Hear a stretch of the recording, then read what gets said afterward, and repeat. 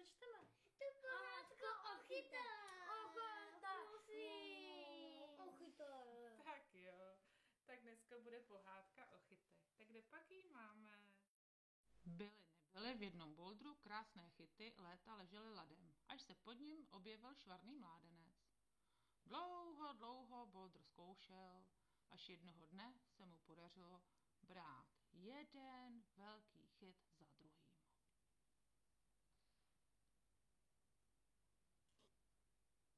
Chyty byly najednou tak obrovské, úplně mu v nich mizely celé ruce. A stupy raději nevidět, jako po schodech.